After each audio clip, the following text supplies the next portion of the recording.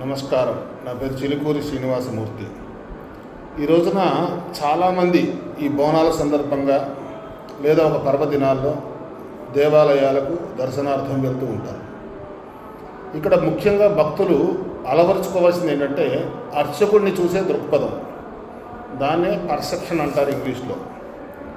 ఈ విధంగా మనకి పురాణాల ప్రకారం అర్చకుడు భగవంతుడికి మరియు భక్తుడికి మధ్య ఉండే ఒక సేతువు లాంటి వాడు, అంటే ఒక వారధి, సాక్షాత్తు దైవస్వరూపం. భక్తుడు అర్చకుడిని ఒక సామాన్యుడిగా లేదా ఒక కేవలం ఆలయ ఉద్యోగిగా చూడకూడదు. ఇక మంత్రమూర్తి. అర్చకుడు మంత్రాలను ఉచ్చరిస్తున్నప్పుడు ఆయన శరీరంలో దైవిక స్పందనలు అనేవి ఉంటాయి. కావున అర్చకుడిని గౌరవించడం అంటే ఆ దైవాన్ని గౌరవించడమే. దాన్ని భక్త దోషం అంటారు. అంటే ఇంగ్లీష్లో ద రిచువల్ ఎర్రర్స్.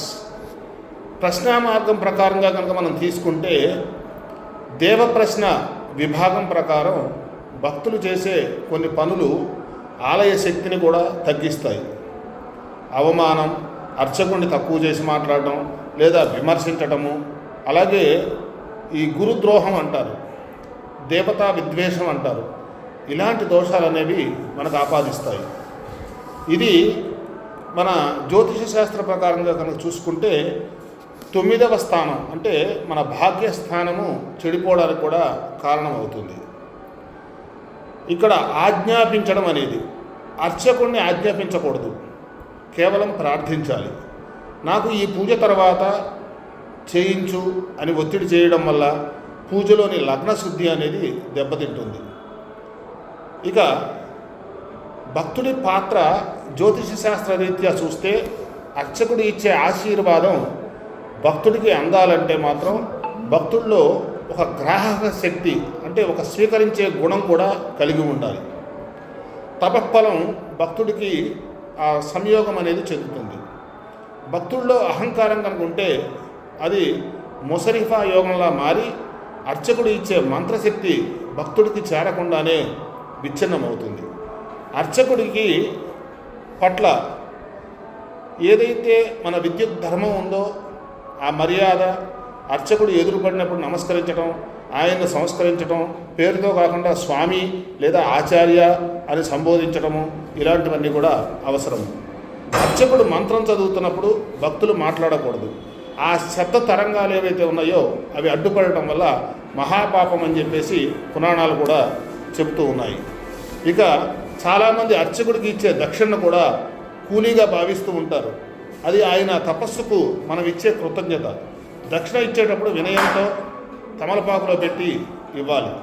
సహకారం, ఆలయ నియమాలను పాటించడంలో అర్చకుడికి కూడా సహకరించాలి.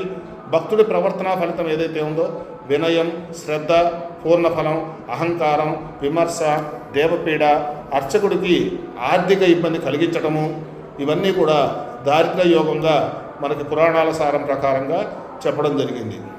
అర్చకుడు భగవంతుడి నాలుకైతే భక్తుడు భగవంతుడి హృదయం కావాలి. హృదయం ప్రశాంతంగా ఉన్నప్పుడే నాలుక నుండి వచ్చే మంత్రం కూడా ఫలిస్తుంది. భక్తులు అర్చకుడిని ఎంతగా గౌరవిస్తే ఆ క్షేత్రం కూడా అంతగా వర్ధిల్లుతుంది. గౌరవనీయులైన తమరంతా కూడా ఈ అంశాన్ని లేవనెత్తడం చాలా సమంజసం. అలాగే ఎందుకంటే అర్చకుడి ధర్మం ఎంత ముఖ్యమో కూడా ఆయనకు ఆ ధర్మాన్ని పాటించే వాతావరణాన్ని కల్పించడం కూడా భక్తుల యొక్క బాధ్యత, సంబంధము, ప్రభావం కూడా ఫలితం కలిగిస్తాయి.